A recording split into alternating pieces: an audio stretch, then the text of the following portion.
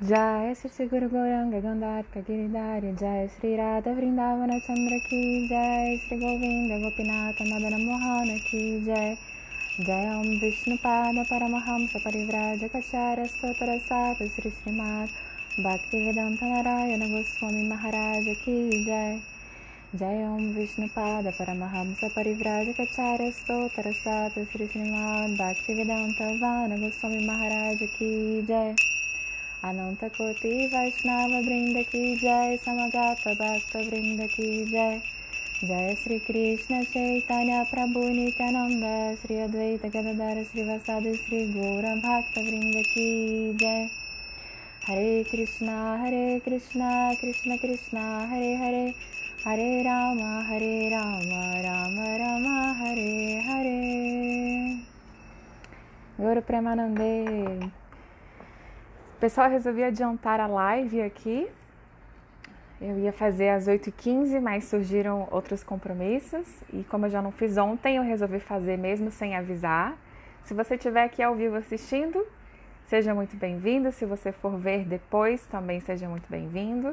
Hoje nós vamos continuar falando sobre a essência dos Vedas, né? A gente tem falado já há algumas semanas, há 2 semanas, sobre a escritura mais importante dos Vedas, a última parte que foi escrita por Veda Vyasa, o compilador desse conhecimento espiritual eterno que se chama Vedas. Nesse último Purana que o Vyasadeva escreveu, ele apresenta para nós 6 perguntas que os grandes sábios da Índia antiga fizeram para uma pessoa que era mais sábia ainda que eles. Enquanto vocês vão chegando, eu também vou mandar aqui os aviãozinhos para avisar que eu estou online. E até que as pessoas cheguem, eu estou contando para vocês o resumo das últimas aulas, tá? Então, esses sábios de Naimishwaranya, eles fizeram 6 perguntas para o grande sábio Suta Goswami. A primeira pergunta que eles fizeram foi: qual é o bem-estar eterno para todos os seres viventes, independente da variedade que existe no universo? Porque tem gente, tem gato, tem cachorro, tem gente nesse universo, tem bilhões de infinitos universos. A criação de Deus é infinita. Então, qual é o bem-estar supremo para todos os seres? Já que nós somos tão diferentes, como todos nós podemos encontrar a paz em última instância? Todas as ciências, a filosofia, as religiões, todo mundo está atrás da paz interior, que é a grande questão da vida humana, né? Nós, entre aspas, sofremos porque a gente se identifica com uma realidade temporária, de corpo, de mente. Pronto, mandei para todo mundo. E como a gente... Muito boa tarde, Regina, seja bem-vinda. Então, como a gente se identifica com o corpo e com a mente, a gente se esquece dessa nossa natureza eterna, da nossa maneira natural de viver, entende? Então nós precisamos relembrar esse Dharma, essa verdade, para que a nossa vida de fato seja bem-sucedida, não é? Porque qual que é a diferença entre um cachorrinho e um ser humano? O cachorrinho é um ser maravilhoso. Geralmente são muito amorosos, são muito prestativos, carinhosos, ajudam as famílias e seus donos. Você vê que tem amor ali, naquele cachorrinho, no gato, no papagaio, qualquer bicho que você tiver. Você vê que aquele ser é capaz de te amar e você também ama aquele ser. Então, isso significa que a luz divina também está ali dentro. Existe uma alma nesse animal. Existe uma alma nas pessoas que você cruza todos os dias quando vai para o caminho aí do trabalho, da escola, de qualquer lugar. Todo mundo, todo ser que tem consciência, tem Deus dentro de si. E essa é uma verdade que é estabelecida em todas as escrituras, em todos os textos, desde o começo até hoje. Qualquer texto que seja verdadeiramente espiritual diz a mesma coisa, que é: Deus é um só. Buda, Alá, Jeová, Jesus, Krishna, Deus é um só. Brahma, Vishnu, Shiva, não sei o que, Parvati. Calma que tudo vem de Deus. Não existe nada que não tenha sido criado ou manifestado a partir dele. Então, tudo que você falar para mim: Amanda, Achuta, isso aqui é Deus? Eu vou falar sim. Porque Krishna, Deus, ele é tudo que existe. Ao mesmo tempo, ele também manifestou muitas minúsculas partezinhas. Eu, você, os cachorros, as almas, que estão aí universos e universos afora. E aí essas almas, eu, você, essas almas individuais, têm essa angústia dentro do coração. Tipo, quem sou eu? O que eu estou fazendo aqui? Por que a minha vida é assim? Por que as coisas funcionam desse jeito? Todo ser humano chega nesse ponto de fazer esses questionamentos. E essas perguntas que a gente está angustiado na vida, né? Pô, tô fazendo tudo certo, mas tá dando tudo errado. Ou então você sabe que tá fazendo tudo errado, mas mesmo assim fica chateado porque não tá sendo do jeito que você quer. Independente de como a sua mente funcione, independente do que a sua mente fale para você, sobre o que você está satisfeito na vida, sobre o que você não tá. Porque você já reparou que a gente consegue um objetivo na vida, aí a gente cria outro e outro. Então, se você casa, e depois que você casa, você quer comprar uma casa maior, depois você quer ter filhos, aí você tem 2 filhos, aí tá na hora de comprar uma casa que cada um tenha seu quarto.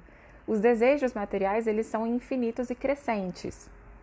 Mas nós precisamos, dentro dessa dinâmica material mesmo, tentar direcionar o máximo possível a nossa mente para a realidade espiritual.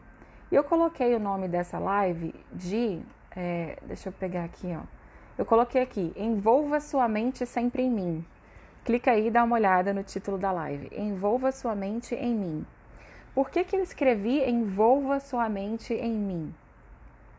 Porque esse pedaço de informação dos Vedas, né, que é do Bhagavad Gita, tá? É assim, Man Manabhava Mad Bhakto. Man Manabhava. Envolva a sua mente em mim, concentre a sua mente em mim, mergulhe, junte a sua mente comigo, me dê a sua mente. Esse pedacinho de informação contém muitas instruções. Essa que é a mágica das escrituras, né? Por exemplo, quando Jesus Cristo veio para a Terra, ele tinha muito ensinamento para dar. Ele tinha só 33 anos para cumprir a missão dele, então ele dava aula todos os dias para os seus discípulos. E esses discípulos foram aprendendo e foram compilando essas escrituras para que todos pudessem ter acesso àqueles ensinamentos incríveis que eles conseguiram quando Cristo estava em vida, depois que Cristo também ressuscitou, e aí depois quando eles foram pregar sozinhos. Então, uma palavra que Cristo fala tem uma carga de informações, de instruções muito mais profunda e valiosa. E eu preciso insistir nesse ponto, não existe diferença entre as escrituras. Quando a gente fala assim que os Vedas vieram primeiro, aí depois veio a Torá, depois veio isso e aquilo e a Bíblia, é só um início, meio e fim material. Isso aí é só mais uma desculpa para as religiões brigarem. E esse não é o objetivo aqui. Eu não estou nem aí para quem veio primeiro. Eu estou aí para o fato de que todas essas escrituras falam a mesma coisa. Desde sempre.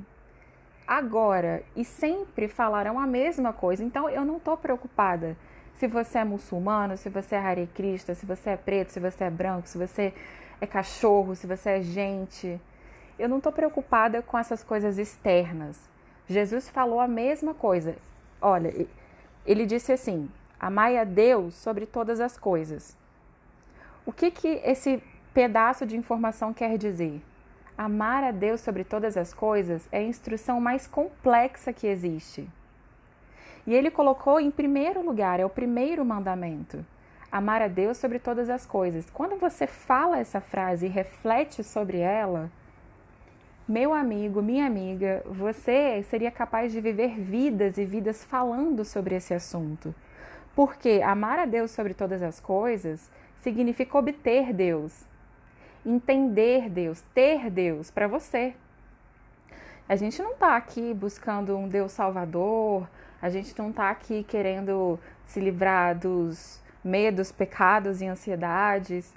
A gente faz isso naturalmente porque somos humanos, mas quando você vai amadurecendo esses pedacinhos de informação, amar a Deus sobre todas as coisas, Man Manabhava Mad Bhakto, envolva sua mente em mim, é a mesma informação, envolva sua mente em mim.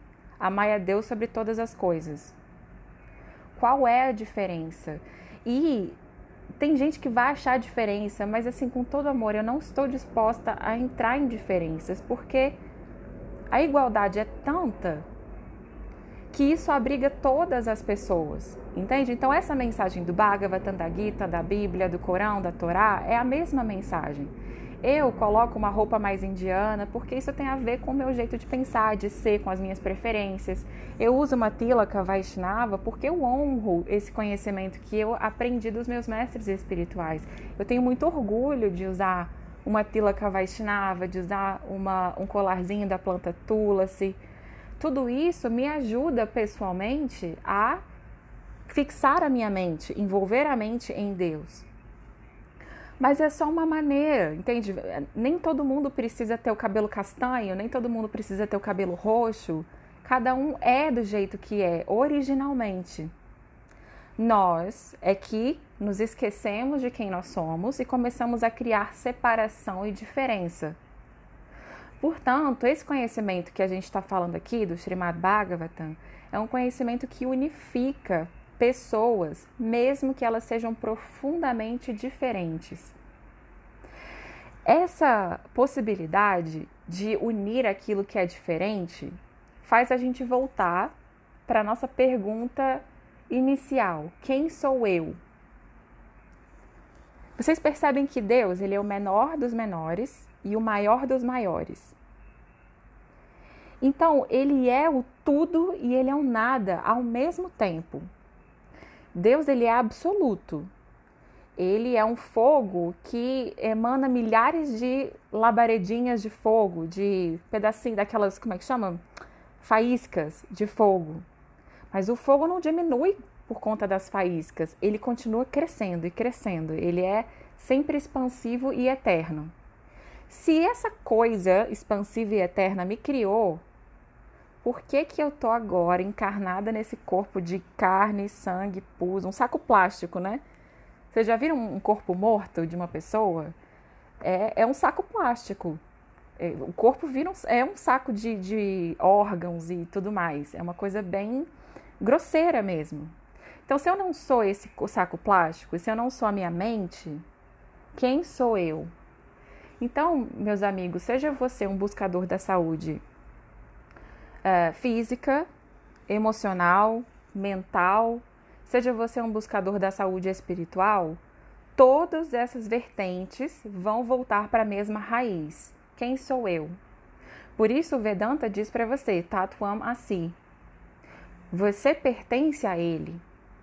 Então, mesmo que no Advaita Vada a gente diga eu sou ele, né? Eu sou Brahman, mesmo que as interpretações sejam diversas, mesmo que elas sejam até opostas por conta disso, monista ou dualista, o ponto aqui é que você precisa se fazer essa pergunta: quem sou eu em relação a Deus? Enquanto a gente não fizer a sério, levar a sério essa pergunta, a angústia vai persistir, porque não há nada nesse mundo material que possa nos satisfazer. Nem toda a alegria material poderá satisfazer a alma, porque a alma é de outra natureza. Ela não é de carne, sangue, pus, osso, saco plástico, pele branca, pele preta, cabelo enrolado, cabelo liso. Isso é uma matéria inerte. Por exemplo, se eu pego esse meu cabelo aqui e corto essa parte que eu cortei, ela não é mais eu não sou, cortou meu cabelo. Se eu cortar, eu vou apelar, tá? Se eu cortar meu braço aqui agora, eu não vou deixar de ser eu, apesar de sofrer uma dor, um processo bem difícil, né? Obviamente. Mas o que eu quero dizer com isso? Que enquanto a gente não levar a sério a necessidade de renunciar o que é externo e absorver o que é interno, nós vamos sofrer e ainda vamos colocar a culpa sempre em Deus. É fácil a gente culpar as pessoas que moram perto, né? Os que convivem com a gente. A gente costuma culpar os outros por tudo, né? Ah, eu sou assim porque minha mãe me criou de tal jeito. Ah, eu sou assado porque o governo não sei o quê. A gente tem essa tendência natural, por ignorância, de culpar o outro o tempo todo. Mas a pior culpabilização é quando a gente culpa Deus. Falar, ai, por que eu nasci? Eu queria morrer, por que eu tô aqui?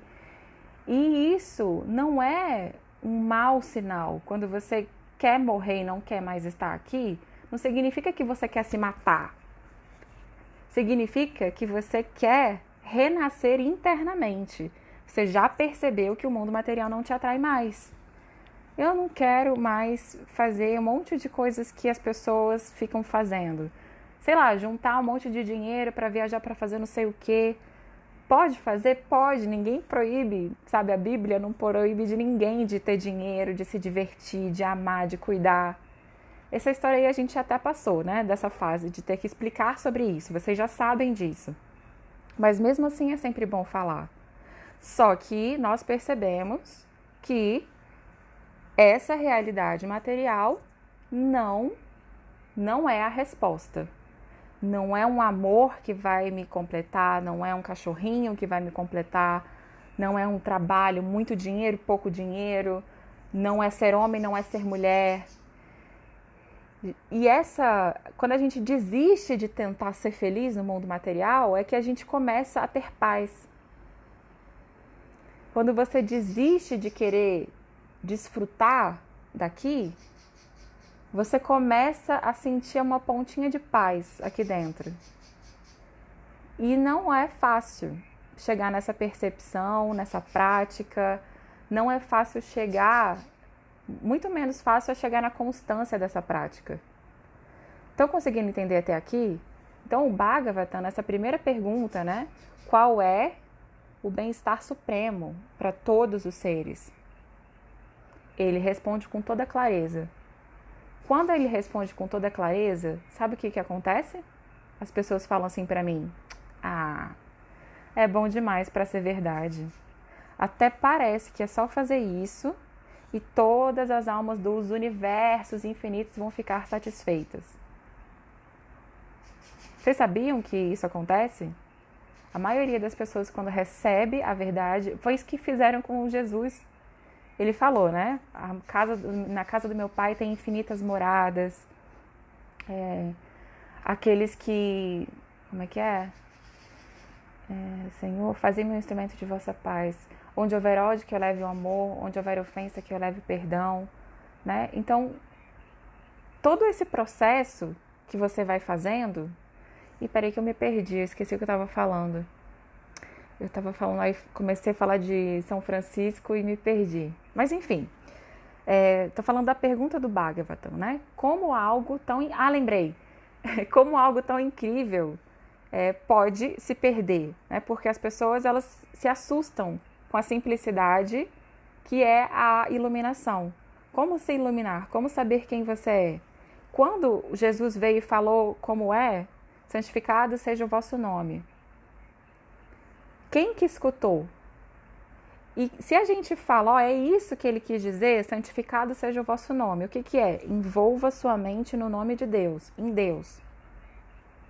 Quando a gente fala que é tão simples assim, que é cantar o nome de Deus, ouvir sobre Deus, falar sobre Deus, pensar sobre Deus, envolver toda a sua mente nele. Esse é o processo para a iluminação. Agora vai entender o que é esse processo, né? Tem uma pergunta aqui. Por que Deus fez isso comigo? Às vezes eu também me pergunto isso. Excelente. Se você se pergunta isso, é porque você está pensando no que é o significado da existência humana. Porque 99,9% das pessoas aqui, o que elas estão pensando?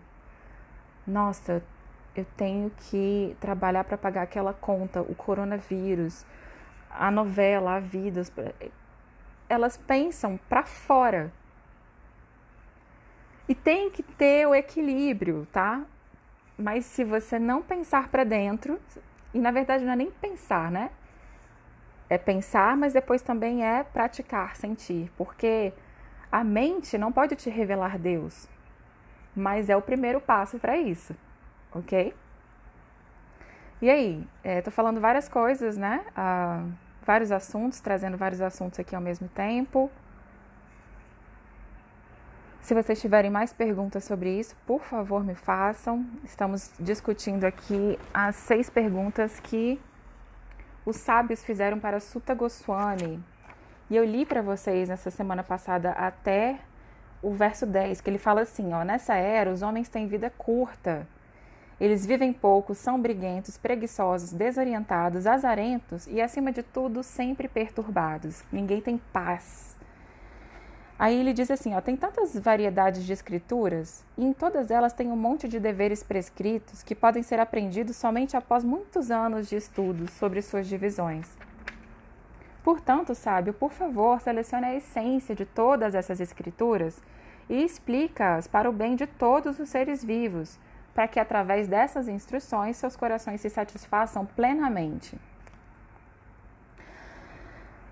Quando eles dizem isso para Sutta Goswami, eles já passaram por isso que nós estamos passando agora, né? Essas pessoas que disseram isso para Sutta Goswami não são pessoas comuns. Eles são santos e santas, é porque a alma não tem gênero, tá? Então, quando eu falo santos, pode ter uma mulher também, santos e santas. Eles são pessoas que já estão adorando Vishnu, Deus, há vidas e vidas e vidas e vidas e vidas e vidas. E que já estão imersos nesse conhecimento espiritual há muito mais tempo que a gente. Eu sou uma pessoa que está começando, assim, estou entrando na porta e olhando o que é a realidade espiritual. Mas eles, além de terem a realização, passaram por isso que estamos passando, de perguntar a Deus por que tem que ser assim, de culpar Deus, aí depois a gente se sente culpado porque culpou Deus, aí a gente restabelece a relação com Ele. Esse vai e vem da nossa vida espiritual, que ainda é material, mas tudo bem, é assim mesmo que as coisas acontecem.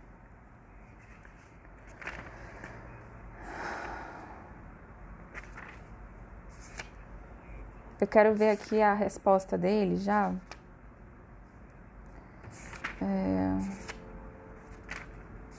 Só um segundinho. Sutta Goswami, estando completamente satisfeito com essas perguntas perfeitas dos sábios, agradeceu-lhes e então tentou responder. Aí é aqui que eu quero chegar. Srila Sutta Goswami disse: deixai-me oferecer as minhas respeitosas reverências ao grande sábio Shukadeva Goswami, que pode penetrar os corações de todos. Quando ele partiu para dedicar-se à ordem de vida renunciada, sannyasa, deixando a casa sem se submeter à reforma pelo cordão sagrado ou às cerimônias observadas pelas castas superiores, o seu pai, Vyasadeva é quem escreveu os Vedas, hein?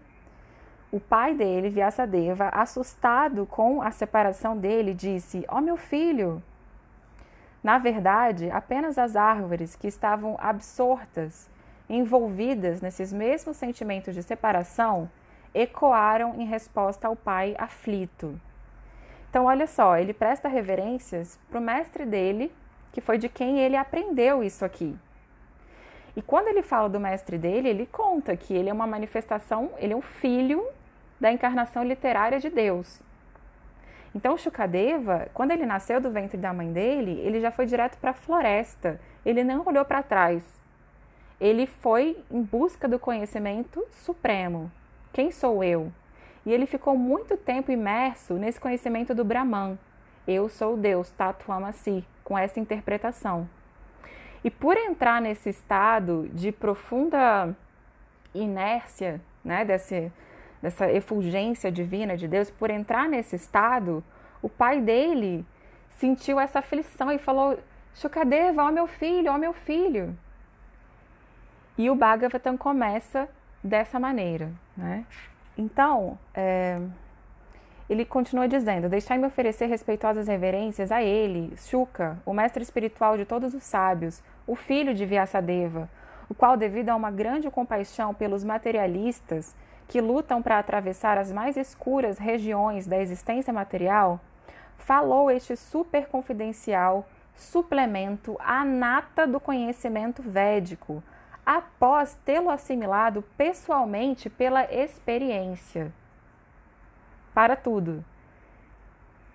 Depois que Vyasadeva entendeu a nata do conhecimento védico, ele fez um suplemento depois de tê-lo assimilado pela experiência. Então ele tinha a teoria e a prática. E aí ele escreveu isso aqui que está nas nossas mãos, que é a mesma mensagem que o Cristo falou, que é a mesma mensagem que todas as encarnações de Deus que passaram aqui, ou de seus servos, falaram, ok? Antes de recitar esse Srimad Bhagavatam, que é o verdadeiro meio de conquista, deve-se oferecer respeitosas reverências à personalidade de Deus, Narayana. A Narayana Rishi, o ser humano supremo, e a mãe Saraswati, a deusa da sabedoria, e a Srila Vyasadeva, o autor. Ó sábios, justamente me fizestes vossas perguntas, que são muito válidas porque se relacionam com o Senhor Krishna, sendo por isso relevantes para o bem-estar de todo o mundo. Apenas perguntas assim são capazes de satisfazer o eu completamente. Então vamos voltar um pouquinho. Qual pergunta eles fizeram? Senhor, Suta Goswami, me diz aí, de tudo que você ouviu de todos os seus mestres da sua vida inteira, que ele já era muito versado em tudo, em todos os conhecimentos. Eles disseram para ele, o que é o melhor para todo mundo que satisfaria todas as almas? E ele está respondendo. Eu paro e tento mostrar a urgência disso para vocês, porque o que eu estou falando, todos os outros mestres já falaram, todo mundo, quem vai na igreja católica, quem vai na igreja evangélica, está todo mundo falando a mesma coisa. Quem é você? Quem é Deus? O que tem após a morte?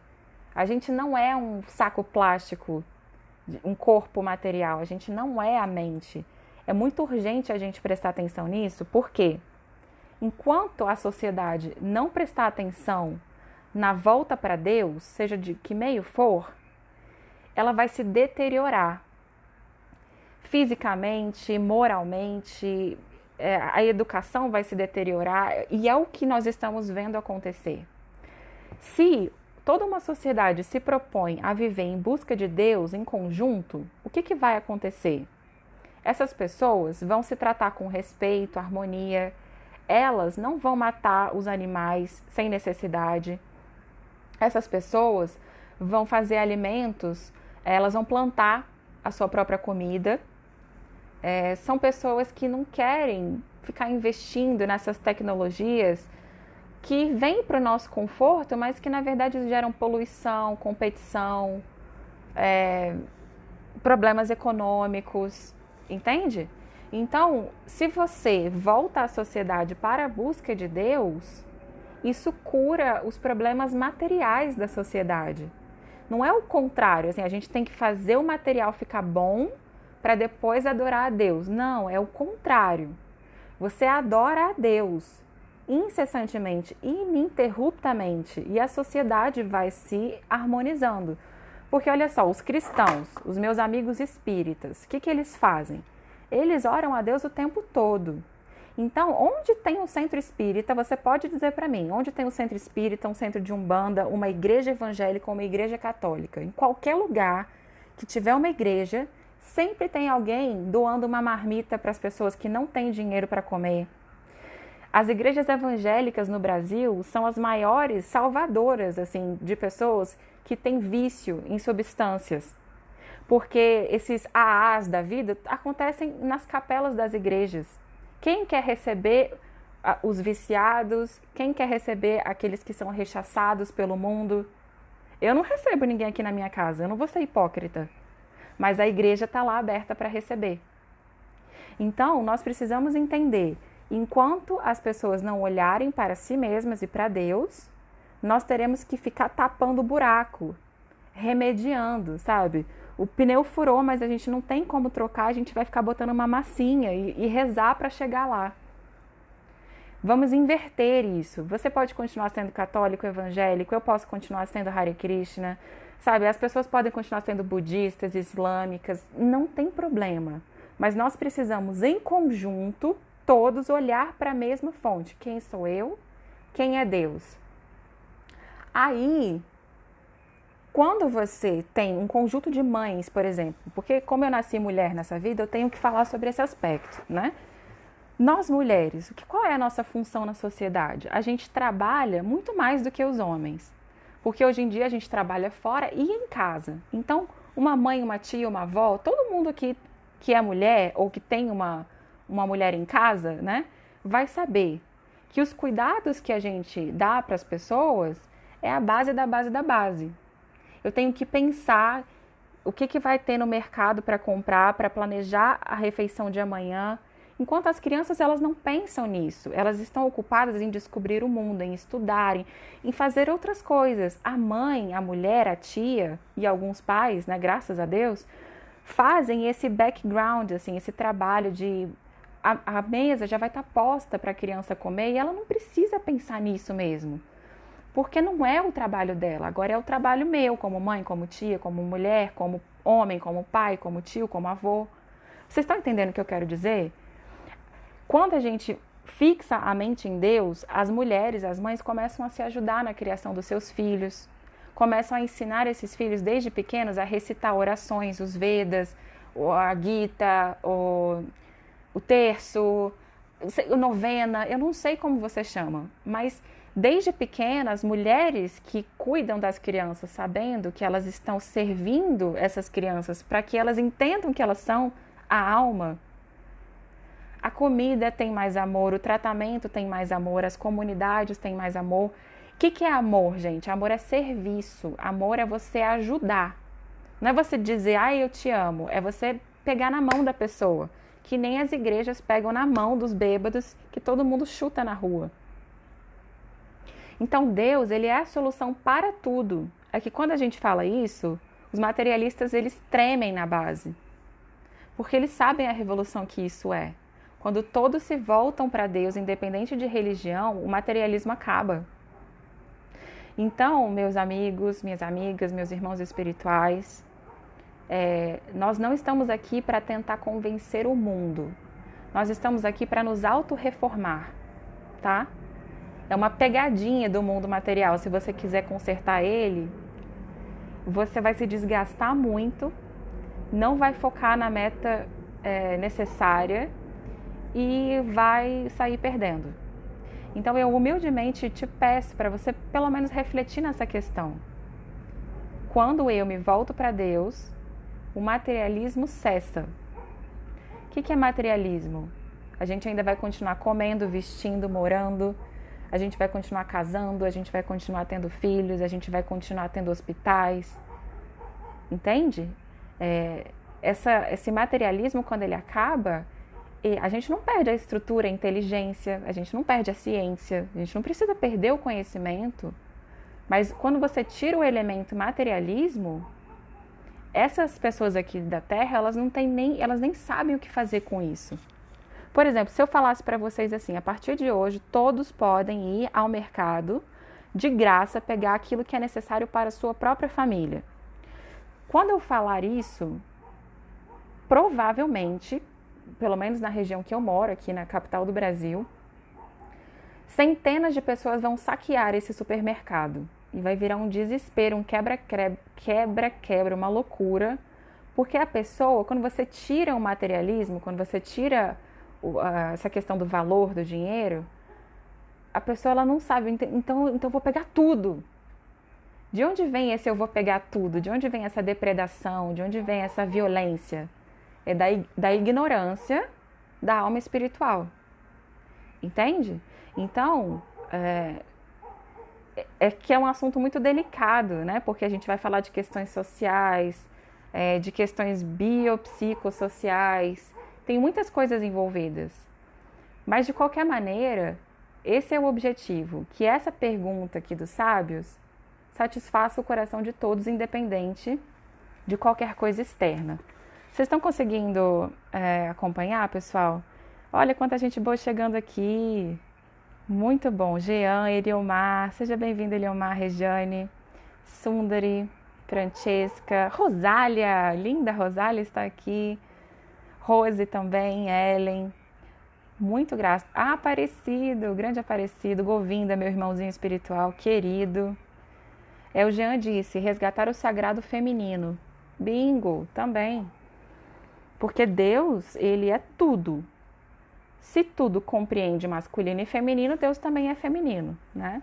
Então, agora preparem o coração, que eu vou ler para vocês o que é a resposta do grande sábio Sutta Goswami. Ele diz: a suprema ocupação para toda a humanidade é aquela pela qual os homens possam atingir o serviço devocional amoroso ao Senhor transcendental. Este serviço devocional tem que ser desinteressado e ininterrupto para satisfazer o eu completamente. Vamos respirar fundo, que isso aqui, esse verso é do canto 1, capítulo 2, verso 6. Esse verso é que nem falar assim, amar a Deus sobre todas as coisas. Parece simples, amar a Deus sobre todas as coisas, mas o que está embutido nisso, a quantidade de comprometimento que você precisa para fazer isso é gigantesca. Então, vamos lá. Ele disse, a suprema ocupação de toda a humanidade é obter o serviço devocional amoroso a Deus. Serviço devocional amoroso a Deus. O que é isso? É servir. Amar a Deus sobre todas as coisas. Servir a Deus sobre todas as coisas. É a mesma instrução. Então, aqui já deu para ver que não tem problema com a questão da religião, porque a mensagem é única. Você precisa amar a Deus sobre todas as coisas, mas se você não sabe nem quem você é e muito menos quem Ele é, não vai rolar para você. E Deus pode ser a natureza? Pode. Deus pode ser uma refulgência? Pode. Deus pode ser, sei lá, em algum universo ele pode ser um animal? Pode. Ele pode tudo. Mas enquanto você não conhecer, ao invés de ficar só escutando falar, por que você está aqui me escutando? Você quer ouvir falar, mas quando é que você vai lá ver Deus? Sem isso, não há satisfação para a alma. Deu para entender até aqui, né, pessoal? Vai me dando um sinalzinho aí, se está muito complexo, se está muito simples. Vão me falando, porque é muito importante, tá? E olha que interessante, na palavra que ele usa para dizer qual é a ação para o bem-estar supremo, ele usa a palavra Dharma. Dharma é uma palavra muito importante. Porque essa palavra também está em todas as religiões, né? Dharma significa ocupação. Todo mundo quer ter um lugar no mundo, né? Tem gente que fala assim, eu nasci para ser mãe, eu nasci para ser professora, eu nasci para ser advogado. Cada um tem um lugar para ocupar no mundo. Só que a gente está falando aqui qual é o lugar que a gente ocupa eternamente. Porque nessa vida eu posso ser advogada, mas na próxima eu posso ser catequista, depois na outra eu posso ser sei lá o quê. As experiências materiais, elas são diversas e válidas, mas elas acabam, tem começo, meio e fim. Só que a experiência original do ser, da alma, ela é eterna. Qual é a sua ocupação eterna? E aí eu quero falar mais uma coisa para vocês. Quando eu falo que a sua ocupação da alma é eterna, não pense que você vai ficar fazendo a mesma coisa eternamente. Tem gente que acha que vai para o céu e fica lá eternamente na forma de um anjo, assim, zen, sei lá, meditando. Você vai ficar assim nessa coisa constante. Não é assim que acontece. Isso pode até acontecer, porque como eu disse, Deus tem infinitas moradas e Ele manifesta tudo que todos desejam.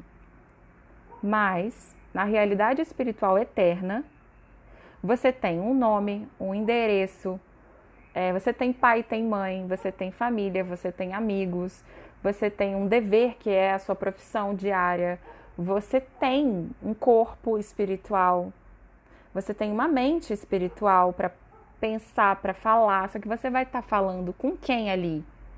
Com as almas liberadas.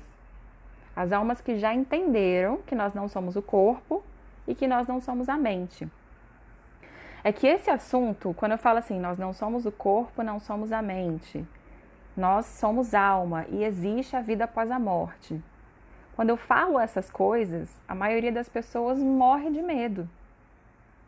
Porque é um assunto que a gente não fala. Como é que vai falar de morte, né?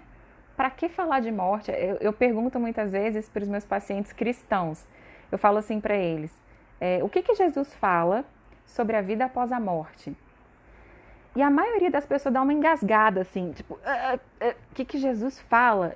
Aí teve uma paciente linda minha que falou assim: Jesus ensinou que lá é um lugar lindo e eterno, que não existe doença, não existe sofrimento e que a gente goza da eterna companhia dele.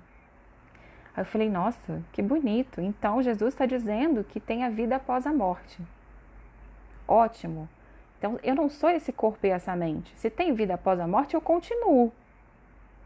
Então, tá vendo? Não é questão de religião, se é Cristo, se é Krishna, todo mundo fala a mesma coisa. E nós precisamos pensar sobre isso. Porque se a gente ficar só distraído no mundo material, a gente vai criando mais e mais ligações. Laís, seja muito bem-vinda. A minha maravilhosa Carla também. Catarina, seja muito bem-vinda. Muito obrigada pela companhia e presença. Resolvi adiantar o horário da live aqui. Estou resumindo o que aconteceu nas semanas passadas e falando sobre essas perguntas da escritura mais importante das Vedas, que é o Srimad Bhagavatam. E a primeira pergunta foi: qual é o bem-estar supremo? E ele disse aqui: o bem-estar supremo, o dever ocupacional eterno de todos é servir a Deus. Então, o que significa servir a Deus? Mukunda, seja muito bem-vindo. O que é servir a Deus? Cada um vai ter uma interpretação disso, mas nós precisamos entender que na esfera espiritual existe a verdade absoluta e nós precisamos absorver essa verdade absoluta. Jean disse: somos consciência infinita. Perfeito. Vou continuar lendo aqui para vocês, ó. Os desejos da vida nunca devem estar voltados para os vou ler de novo. Os desejos da vida nunca devem estar voltados para o gozo dos sentidos.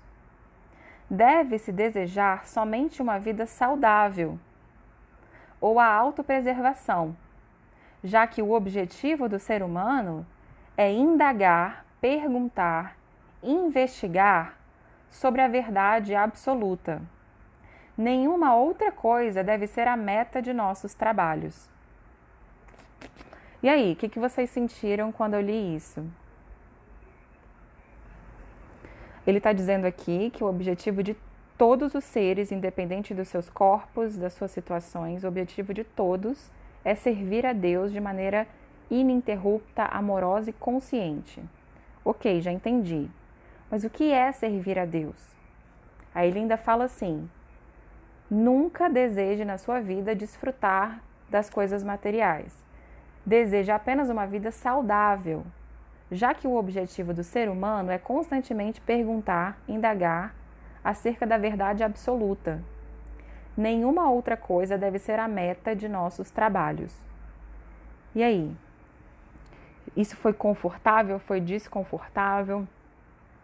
Porque o desconforto maior que surge, eu vou falar da minha experiência, né? Eu vejo que as pessoas, a reação das pessoas ao ouvir essas informações espirituais, né? Então ele está dizendo: nada além da indagação sobre Deus deve ser a meta do meu trabalho. Aí a angústia vem: mas como então que eu vou viver? Você tem que ficar só indagando sobre Deus? Então eu vou ficar igual um maluco, tipo, só rezando o dia inteiro, estudando o dia inteiro, ou meditando o dia inteiro, eu vou morar numa caverna no Himalaia. Tem gente que manda mensagem para mim: como é que faz para ir para o Himalaia, né? Vai lá fazer um retiro de não sei quantos dias, de não sei o que, na Índia, em São Paulo, não importa o lugar. Não é se retirar do mundo, tá? Nós precisamos entender isso. Mas é se retirar do mundo ao mesmo tempo. Você pode estar no mundo sem ser do mundo. E isso é uma frase que todos os mestres já falam para nós. Esteja no mundo, mas não seja do mundo. Você pode imaginar, por exemplo, tabuleiro de xadrez. Imagina um tabuleiro de xadrez, tá? Aí na sua cabeça, imagina um tabuleiro de xadrez preto e branco, que tem as peças pretas e as peças brancas, cada uma de um lado. Você vai imaginando que você é, por exemplo, o grupo das peças pretas. E você vai avançar, e as peças brancas também. Cada uma vai avançando para tentar dominar a outra, até que por fim, ou o branco ou o preto perdem. Então você pode se imaginar como se fosse uma das peças. Um rei, uma rainha, um cavalo, um peão. Imagina que você está nesse jogo, que você é a peça. Tem alguém jogando e você é a peça e você vai sendo colocado nesse caminho do jogo de xadrez. E aí você vai, né? Você espera o movimento do outro e responde, e é respondido, e responde, e é respondido, até terminar. Uma hora ou outra, mais cedo ou mais tarde, vai terminar a interação tanto de quem ganhou quanto de quem perdeu. Mas agora, imagina que você é o tabuleiro. Pensa que você é o próprio tabuleiro e as peças estão ali, você está observando as peças. As peças brancas, as peças pretas, as jogadas. Os jogos vão acontecendo, as infinitas possibilidades do jogo de xadrez vão sucessivamente acontecer, mas você é o tabuleiro, você não é a peça. Respira fundo, abre o coração e só reflete. O que eu quero dizer com isso? Nós não somos o corpo, nós não somos as nossas produções intelectuais, nós não somos os nossos trabalhos, nós não somos o nosso relacionamento, nosso parentesco com as nossas famílias mais próximas ou mais distante. Nós somos o tabuleiro. A gente vê muito mais, a gente contempla tudo isso. E nós precisamos pensar e falar sobre isso com a mesma naturalidade que nós pensamos e falamos sobre o quanto é importante comer. Não botar agrotóxicos nas comidas das pessoas, ter uma economia saudável e próspera para todos, ter uma sociedade em que as mães possam se ajudar e os pais também a criar os filhos em conjunto, num ambiente seguro, amoroso, saudável, religioso. O Bhagavatam é tudo, por isso dá para a gente falar de 1.549.000 coisas, né? Como vocês estão se sentindo aí? Como está sendo ouvir isso? Já são 19h15, eu vou encerrar, tá? Daqui a pouquinho. Vou só esperar para ver se vocês fazem algum comentário, alguma pergunta. Mas antes de encerrar, eu quero ler o próximo verso 11, que diz o seguinte: os transcendentalistas eruditos que conhecem a verdade absoluta chamam essa substância não dual de Brahman, Paramatma ou Bhagavan. A verdade absoluta é tanto o sujeito quanto o objeto. E não há diferença qualitativa nisso. Deus é um, Deus é tudo. Portanto, Brahma, Paramatma e Bhagavan são qualitativamente, em qualidade, eles são a mesma coisa. A mesma substância é realizada como Brahman impessoal pelos estudantes dos Upanishads. Essa mesma substância não dual é realizada como Paramatma localizado pelos Hiranyagarbhas ou yogis. E ele é conhecido como Bhagavan pelos devotos.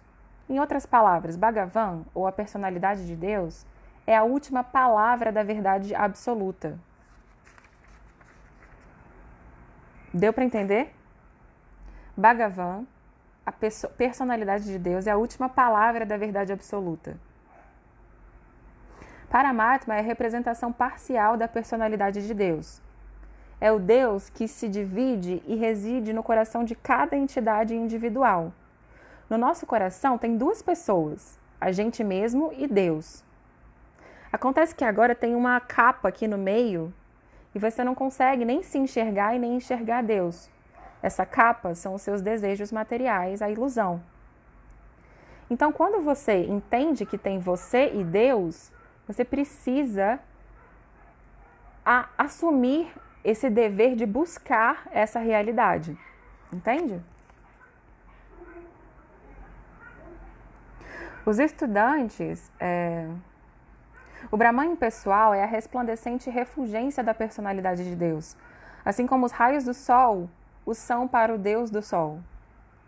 Os estudantes pouco inteligentes de qualquer uma das escolas acima, às vezes argumentam em favor de sua respectiva realização, capuchando brasa para a própria sardinha, né?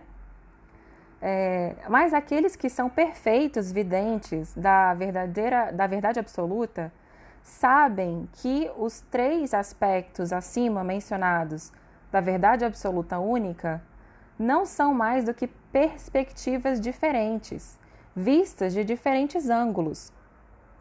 Como se explica no primeiro verso do primeiro capítulo deste maravilhoso Bhagavatam, a verdade suprema é autossuficiente, plena de conhecimento e livre da ilusão da relatividade. No mundo relativo, o conhecedor é diferente do conhecido. No mundo relativo, o conhecedor é diferente do conhecido. Mas, na verdade absoluta, tanto o conhecedor quanto o conhecido são a mesma coisa.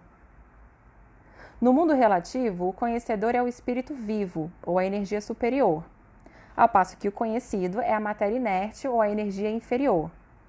Portanto, existe uma dualidade de energia inferior e energia superior, ao passo que no reino absoluto, tanto o conhecedor quanto o conhecido pertencem à mesma energia superior. Eu sei que eu estou falando muitas coisas, respira fundo, não desiste, é assim mesmo, a gente vai chegar lá nesse entendimento, que não é da cabeça, tá? É um pouquinho, mas ele é muito mais do coração. Então, abre o coração aí. Teve perguntas? Como procurar por Deus se já estou dentro dele, já que ele a tudo contém? Linda essa pergunta.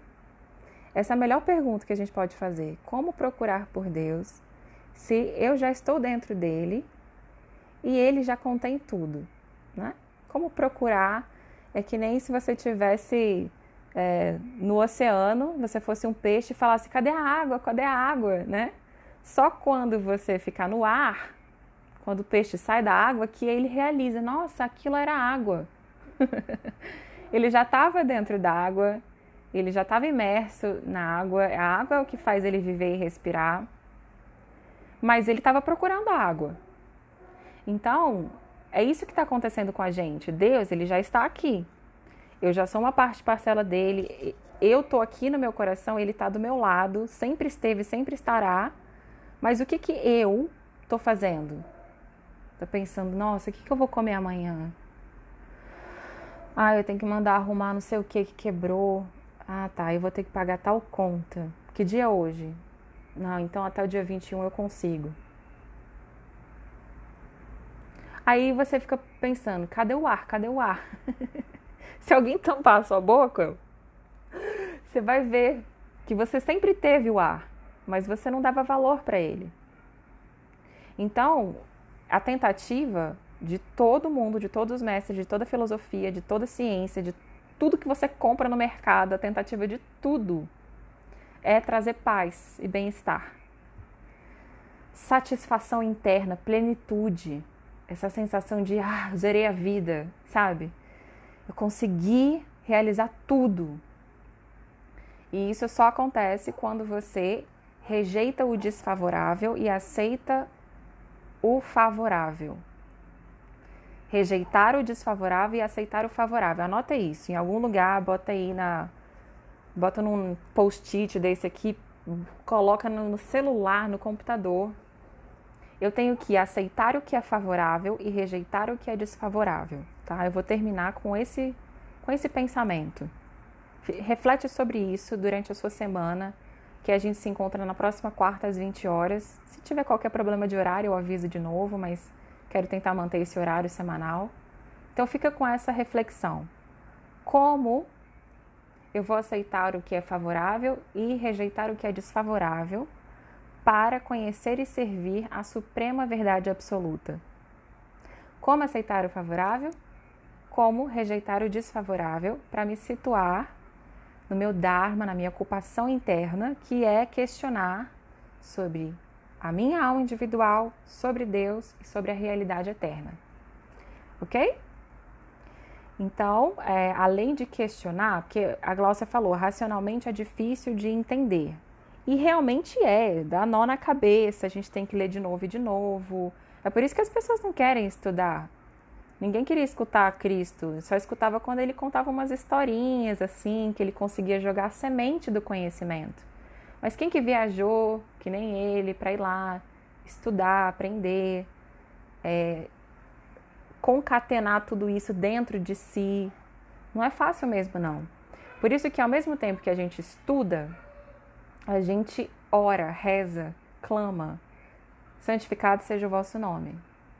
Aí você pega a sua japamala, ou seu terço, o seu rosário, você pega seu dedo, você pega a sua cabeça, ou você pega a sua língua, não tem problema.